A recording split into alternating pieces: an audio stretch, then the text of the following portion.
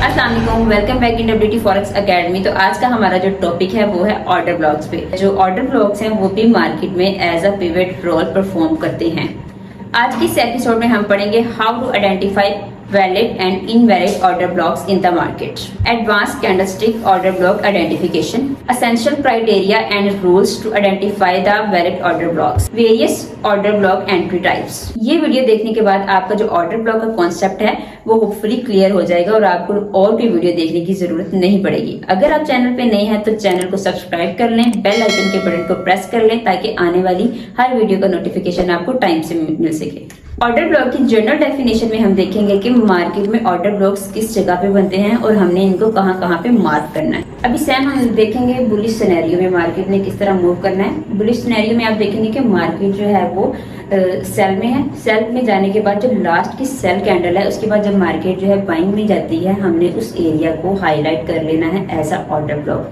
अब मार्केट जब दोबारा उस एरिया को रीटेस्ट करेगी तो मार्केट डेफिनेटली उस एरिया से रिजेक्ट होगी।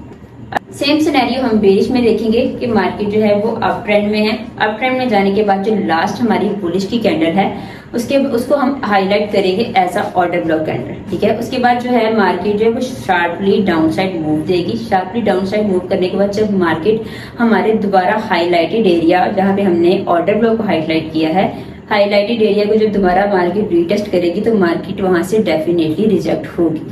Essential criteria and rules to identify the order blocks। Essential criteria के जो रूल्स हैं उसमें सबसे पहला रूल जो है वो ये है कि मार्केट में लिक्विडिटी स्वैप हो। नंबर 2, वहाँ पे इम्बैलेंसिंग क्रिएट हो। मार्केट उन एरिया को रिबैलेंस करने आएगी, जो ऑर्डर ब्लॉक हैं उनको फिल करने आएगी, इससे हमारा विनिंग रेट बढ़ जाएगा। नंबर 3, जो ऑर्डर ब्लॉक का एरिया है वो अनमिटिगेटेड होना चाहिए। अनमिटिगेटेड का मतलब है कि मार्केट में अभी वो एरिया ट्रेड होना है। अगर मार्केट में वो एरिया ऑलरेडी ट्रेड हो चुका है तो उस एरिया को ऑर्डर ब्लॉक कंसिडर नहीं किया जाएगा। हमारा इनवैलिड ऑर्डर ब्लॉक और इनवैलिड इम्बैलेंसिंग एरिया होगा। रूल नंबर 4 ये है कि मार्केट में ब्रेक ऑफ स्ट्रक्चर और चेंज ऑफ करेक्टर भी क्रिएट हो ऑर्डर ब्लॉक्स को वैलिडेट करने के लिए। अब मार्केट में जो ब्रेक ऑफ स्ट्रक्चर और चेंज ऑफ करेक्टर बनते हैं वो ये काम करते हैं कि मार्केट का जो ट्रेंड है वो कंटिन्यू रहेगा या यहाँ पर रिवर्सल सेटअप बनेगा। जैसा कि आप देख सकते हैं कि मार्केट एक बाय ट्रेंड में है।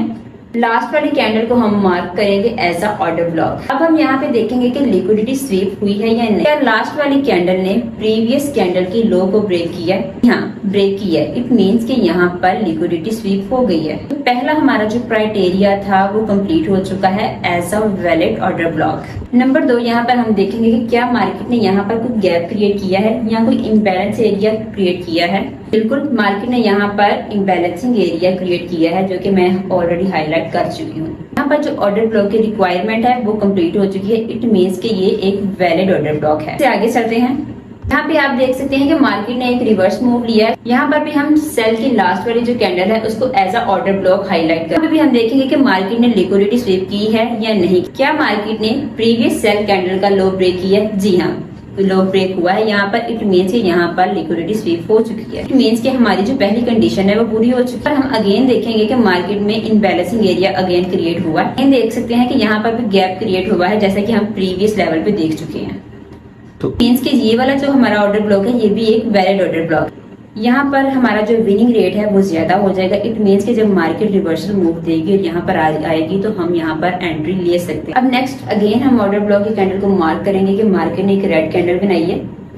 यहाँ पे हम ऑर्डर ब्लॉक को वैलिडेट करेंगे कि ये ऑर्डर ब्लॉक वैलिड है या नहीं। क्या इस रेड कैंडल ने प्रीवियस ग्रीन कैंडल के लो को ब्रेक किया है? जी नहीं, बिल्कुल नहीं किया। मीन्स कि ये वाला जो ऑर्डर ब्लॉक है ये इनवैलिड ऑर्डर ब्लॉक है। ये ऑर्डर ब्लॉक की रिक्वायरमेंट पे पूरा नहीं उतर रहा। अब यहाँ पे इनवैलिड ऑर्डर ब्लॉक बनने की वजह से मार्केट जो है वो मजीद बढ़ जाएगी।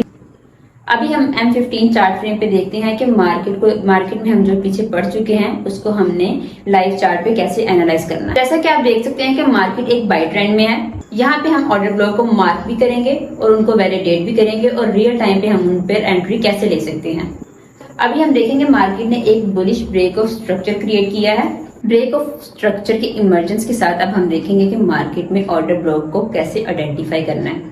अब यहाँ पर हम सबसे लास्ट वाली जो सेल की कैंडल है उसको as a order block mark करेंगे। हमने यहाँ पे देखा है कि जो लास्ट वाली सेल कैंडल है इसने प्रीवियस सेल कैंडल के लो को ब्रेक किया है। इट मीन्स कि यहाँ पर लिक्विडिटी स्वीप हुई है। इट मीन्स कि ऑर्डर ब्लॉक का जो पहला रूल है वो कंप्लीट हो चुका है। अब हम ये देखेंगे कि मार्केट में ऑर्डर ब्लॉक क्रिएट होने के बाद मार्केट ने छोटा सा रिवर्सल मूव दिया है। रिवर्सल मूव देने के बाद जो बहुत स्मॉल कैंडल है उसकी विक ने हमारे ऑर्डर ब्लॉक को मिटिगेट, जिसकी वजह से हमारा जो ऑर्डर ब्लॉक है वो इनवैलिड हो गया है।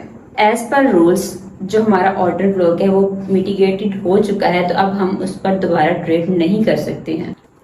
अब जो सेकंड सिनेरियो है हमारे पास ये है कि जो माइनर रिवर्सल मार्केट में आया था उसने हमारे जो फर्स्ट ऑर्डर ब्लॉक को इनवैलिड किया है। अब हमारा जो सेकंड ऑर्डर ब्लॉक है हम वहीं से स्टार्ट करेंगे।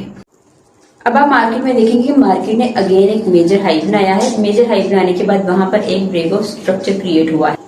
उसके बाद हम ये देखेंगे कि अभी हमारा जो ऑर्डर ब्लॉक है वो यहाँ पे अभी मिटिगेट होना है। अब आप क्या देखेंगे चार्ट पे कि हमारा जो ऑर्डर ब्लॉक है वो मिटिगेट हुआ है अगेन, और मार्केट ने यहाँ पर इंड्यूसमेंट क्रिएट की। इंड्यूसमेंट क्या है ये हम एक अलग वीडियो में डिस्कस करेंगे। अभी फिलहाल हम ऑर्डर ब्लॉक पे फोकस करते हैं। यहाँ पर हम क्या देखेंगे कि ऑर्डर ब्लॉक क्रिएट होने के बाद लास्ट वाली जो कैंडल है उसने यहाँ पर इंड्यूसमेंट क्रिएट की, और इंड्यूसमेंट क्रिएट होने के बाद मार्केट जो है वो सेल हो गई। सेल होने के बाद आप देखेंगे कि जो हमारा मेजर ऑर्डर ब्लॉक था मार्केट ने उसको रीटेस्ट किया, और रीटेस्ट करने के बाद मार्केट अगेन यहाँ से बाय हो। और हमारा जो मेजर ऑर्डर ब्लॉक है आप देख सकते हैं कि वहां से हम एक लॉन्ग टाइम अच्छी पोजीशन बाइंग में ले सकते हैं। हम यहाँ पर क्या देखेंगे कि मार्केट जब हमारा ऑर्डर ब्लॉक मिटिगेट करने के बाद जब मार्केट ने दोबारा अपवर्ड मूव दिया है तो मार्केट ने यहाँ पर चेंज ऑफ कैरेक्टर जो है वो क्रिएट किया है। अभी आप यहाँ पे देखेंगे कि मार्केट ने अपवर्ड मूव दिया, उसके बाद जब मार्केट अगेन सेल में रिवर्सल आई है आप देखेंगे कि मार्केट एग्जैक्ट वही एरिया जो हमारा मेजर ऑर्डर ब्लॉक एरिया था मार्केट एग्जैक्ट वही एरिया से दोबारा जो है अपवर्ड मूव हो गई है।